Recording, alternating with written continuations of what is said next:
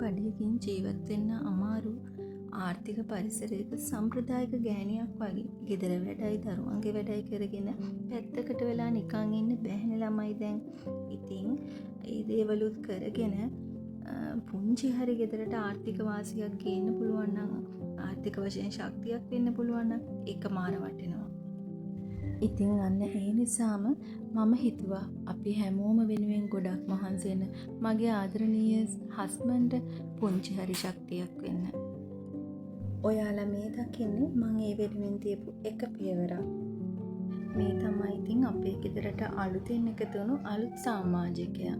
ඉතින් මෙයා මට ගොඩක් උදව් කරයි ඉස්සරහට මගේ වැඩේ හොඳින් කරගෙන. බබාලගේ වැඩ, ගෙදර වැඩ, එතකොට යාළුවා බලා ගන්න එකත් එක්ක මට ඉතින් දවසම එක තැනකට ගිහිල්ලා හිර වෙලා රස්සාවක් කරන්න අමාරුයි. අනික තමයි මගේ හස්බන්ඩ් කැමති නෑ මම එළියට ගිහිල්ලා දවසම රස්සාවකට කොටු වෙලා මගේ නිදහස නැති කරගන්නවට. ඉතින් එයා මට කියනවාට පුළුවන් නම් මොනවා හරි දෙයක් ගෙදරට වෙලා දරුවොත් බලාගෙන කරන්න.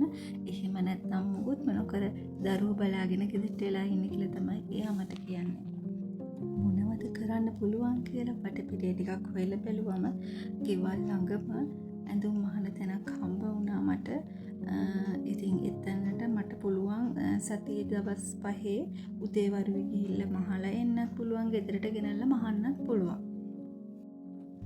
ඉතින් මම පුළුවන් වෙලාවට සතියේ දවස්වල උදේවරුේ එතනට ගිහිල්ලාත් මහනවා. එහෙම යන්න බැරි දවස්වලට එතකොට මට හවස් වරුවට නිවාඩු තියෙන වෙලාවල් වලට එහෙම මහන්න තමයි මම මේ මැෂින් එක ගත්තේ. ඉතින් මේක සංස්ටා බ්‍රෑන්ඩ් එකේ කොරියන් මැෂින් එකක්. මැෂින් එක අලුත්ම මැෂින් එකක් නෙමෙයි, රීකන්ඩිෂන් මැෂින් එකක්. ඒ වුණාට මගේ වැඩේ කරගන්න පුළුවන් මට්ටමේ මැෂින් එකක්. ඉතින් ඒ නිසා මම ඒක ගත්තා. මට මැෂින් එක 45000කට වගේ තමයි හම්බ වුනේ. ඔය තියෙන්නේ ඒ මහන්න ගෙනාපු රෙදි. දැන් ඉතින් නිකන් ඉඳලා බෑ, අපි මහන්සි වෙලා වැඩ කරන්න ඕනේ. ඉතින් මගේ මුල්ම ටාගට් එක තමයි මැෂින් එකට කොස්ට් එක ගියා මට 45ක් ගේන්නත් එක්ක ඒව මේවත් එක්ක කොහොම හරි 50ක් විතර කොස්ට් වෙලා තියෙනවා. ඉතින් ඒ කොස්ට් එක හදාගන්න තමයි මුල්ම ටාගට් එක. ඔයත් ඉතින් ගෙදරට වෙලා නිකන් ඉන්න කෙනෙක් නම් බලන්න වටපිටාවේ මොනවා හරි දෙයක් හම්බ වෙයි හෙව්වොත් දෙයක් කරන්න මහන්සි වෙන්න. ඔයාලගේ හීනවලට යන්න මහන්සි නොවී බෑ ළමයි. අපිට කවදාකවත් නිකන් කිසිම දෙයක් ලැබෙන්නේ නැහැ.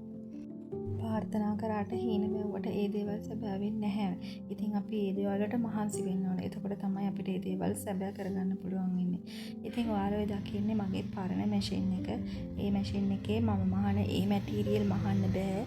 ඉතින් ඒ නිසා තමයි මම අර අලුත් මැෂින් එකට ගියේ. පේනවනේ මැෂින් එක ගොඩක් පරණ තත්ත්වයේ තියෙන. හැබැයි ඒක හොඳට මැහෙනවා. වැඩේ තියෙන්නේ මම දැන් කරන මැටීරියල් එක ওই මැෂින් එකේ මහන්න බෑ. ඉතින් මම මහන අතරතුර අපේ සුදුමැණිකේ අපි ඔක්කොටම කෝපි හදලා තිබුණා. මගේ කෝපි එකත් ඉතින් මට එයා ගෙනල්ලා දුන්නා. හරිම සතුටුයි. ඉතින් එයා වගේ දුවෙක් ලැබීම ගැන මට විශ්වයට ස්තුතියි. මට ඒ වගේ ආදරණීය පවුලක් ලබා දුන්නට. ඉතින් ඔයාලත් මොනවා හරි කරන්න දෙයක් උත්සාහ කරන්න, මහන්සි වෙන්න. කවදද දවසක අපිට පුළුවන් දිනන්න. ඉතින් එහෙනම් අදට මම ගිහින් එන්නම්. නැවතත් මේ වගේ වීඩියෝ එකකින් හම්බ වෙනකම් පරිස්සමෙන් සතුටින් ආදරෙන් ඉන්න.